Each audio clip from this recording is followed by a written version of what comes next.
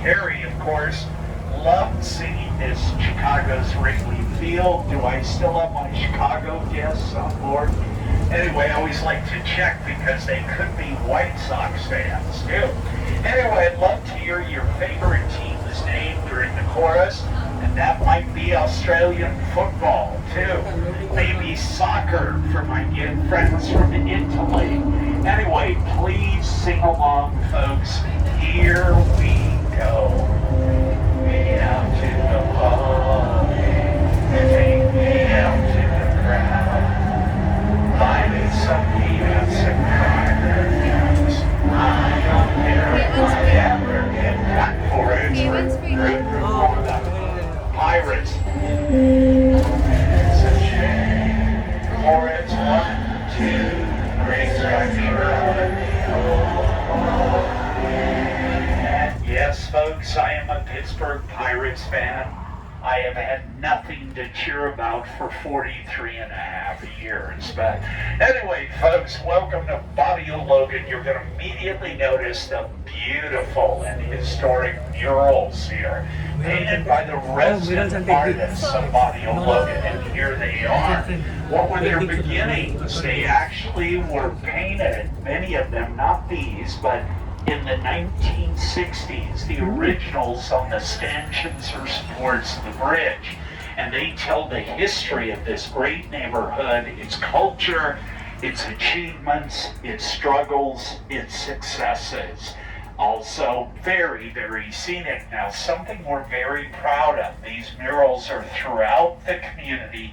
Again, the first ones painted on the bridge's supports or stanchions. Did you know 10 years ago they were added to the National Historic Register of the United States of America? You know what that means? They're part of the National Landmark System. And they're the only urban murals that are part of our National Landmark System. So we're pretty proud of that. Okay, folks, now there are a lot of great restaurants here, a variety of restaurants. Also, some of the earliest Southwest Mexican restaurants, lots of new breweries. Logan Avenue is the main street, which is full of these beautiful murals. And my friends, it really is an incredible neighborhood. At one time, we were the largest Mexican-American community in California.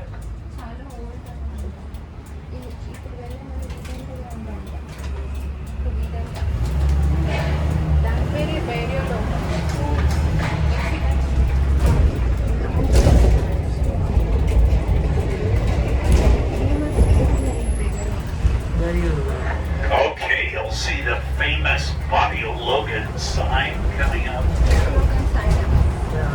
And we'll be getting to our stop very shortly. Now, as always, a couple of reminders here of how our schedule works. Trolley comes by every 20 minutes. Let's use this stop as an example. The last pickup here, 3:45.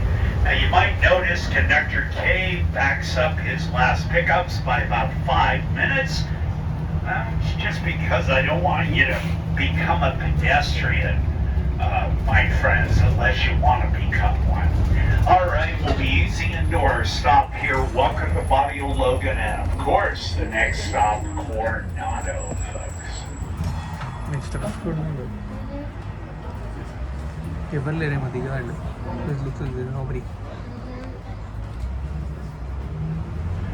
All right, welcome to Barrio Logan, my friends.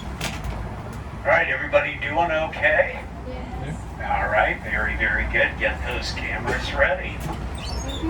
Next stop, Coronado. All right, Cody, the body.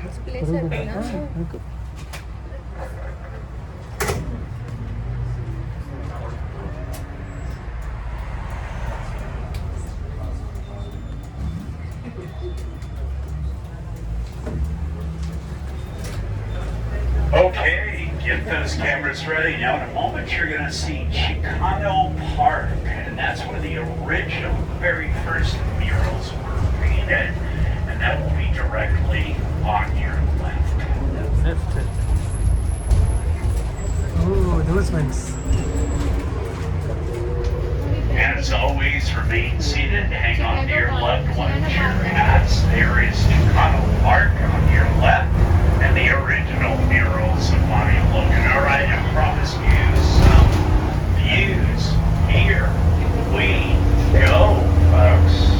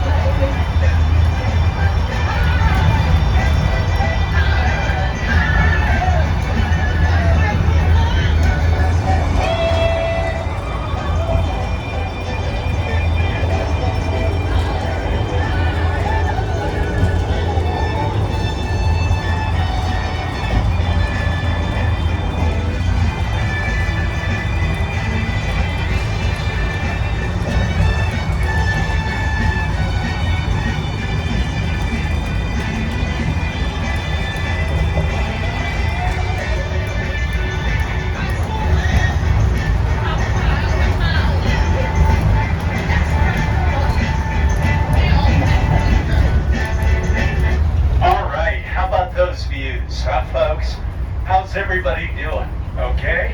Good. Now I have a very important question for everyone on the trolley. May I have your undivided attention, please? Is it okay if I open my eyes now? All right, now welcome to Coronado.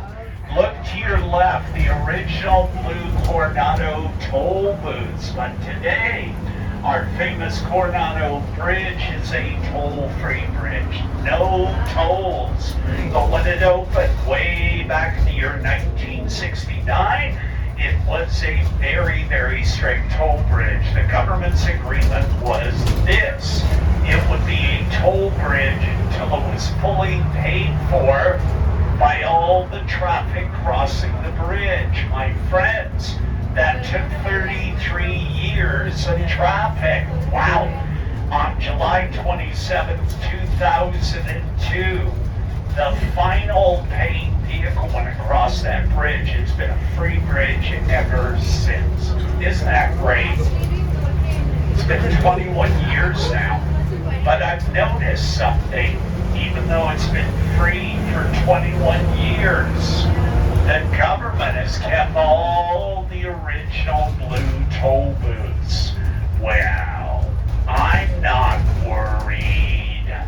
I'm sure the Coronado Bridge will always be a free bridge, folks, because the government always keeps its promises, right? That was a little joke, folks. Maybe very, very little. May I welcome each and every one of you to Coronado. My friends, let me give you a little bit of the logistics and the statistics of this great little area. My friends, Coronado today is 8 square miles. It is 4 miles long, 2 miles wide. Coronado is a population of 26,000 residents. It is an independent city of San Diego. And might I add, fiercely independent. They have their own police department, fire department, public works, and school district. And they're very, very independent here. And if you look to your left, you can see they take a lot of pride in their community. In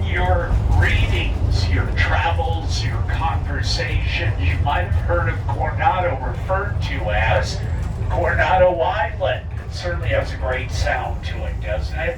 Well, they call it the island, but it's actually always been a peninsula. Yes, attached to a part of San Diego. That peninsula or strand of land used to flood every single day at high tide, and that went on for centuries. Then the next day at low tide, the peninsula would reappear. You could walk across it. Jackrabbits ran across it. But my friends, in the 1940s, our very own United States Navy permanently fixed that strand for Coronado. So today you can access Coronado by coming across the bridge, just as we did, or you can come up a very nice 4-lane highway known as the Silver Strand. Now, I love U.S. naval history.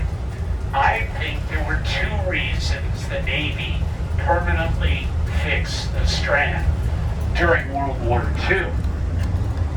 Not only to make Coronado more accessible, but also it sealed the south end of San Diego's massive harbor. So ever since they fixed the strand and sealed the harbor, only one way in and one way out, making it much easier to provide security for all those U.S. Navy ships in port. All right, you guys doing okay? Welcome to the village of Coronado.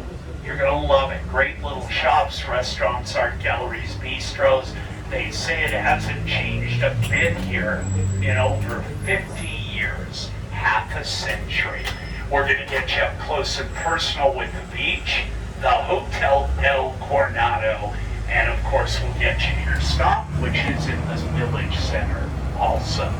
Now I'm going to pass around a photo of a beautiful Victorian home built downtown San Diego, actually right close to our Gaslamp Quarter, my friends. It is the Livingston House, built in the year 1887. The Livingston family loved and cherished this house so very much. They moved it here by barge in 1983 to a very expensive piece of property. Yeah, they wanted to keep it in the family. So I'm going to pass that around. Take a look at that. Please pass it on. The Livingston House. Now, we're almost to the Coronado Beach, folks. Get your cameras ready. I know it's a little overcast, but this beach always rated in the top 10 of all beaches in the United States. By who? And that includes every beach of the Hawaiian Islands. Well, not by me, but by a gentleman from Florida by the name of Dr. Beach. You might have heard of him from the Travel Channel. He rates beaches for the Travel Channel, USA Today, Time Magazine, People Magazine, even Yahoo News. Dr. Beach. All right, get those cameras ready. And we're going to get you up close and personal with the Hotel del Coronado, completed in the year 1888, and still the largest all-wooden seaside resort hotel in the world. All right, folks, headed to the beach. Do you have any questions for me at all? All right, get those cameras ready. Lots to see. And then we'll get you to your Coronado stop. Now, once again, if Coronado is on your to-do list today, may I suggest you do it now. And for my guests from Italy, the next stop after this one will be Balboa Park. All right, almost to the beach. But first, everyone, look to your right. That's the Livingston House in the picture that I circulated. How about that? What a job of moving that here. Amazing. See, I wasn't telling you a fib or slight truth. Yeah, they actually did it. All right, welcome to the Coronado Beach. How about that beach, folks?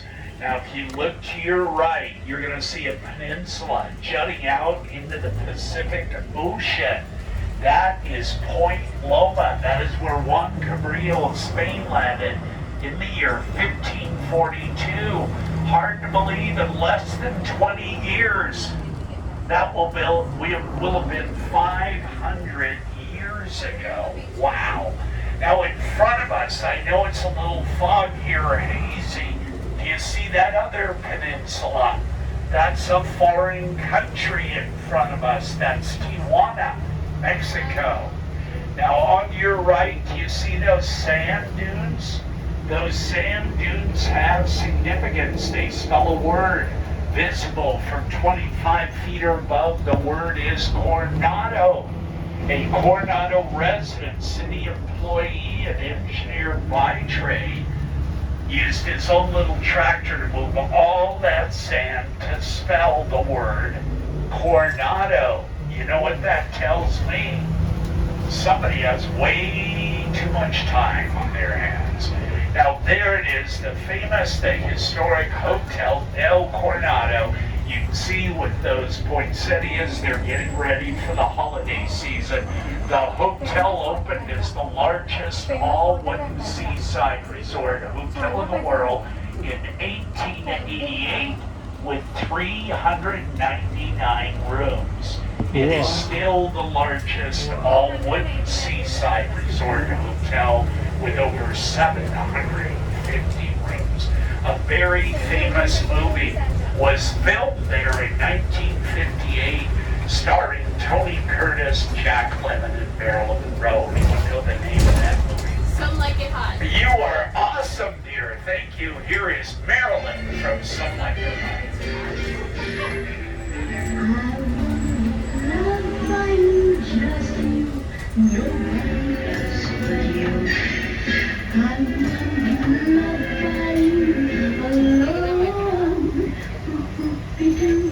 All right, great little pub here, McPee's, one of the watering holes of our U.S. Navy SEALs on Coronado. If you are departing, remember your belongings. As always, we appreciate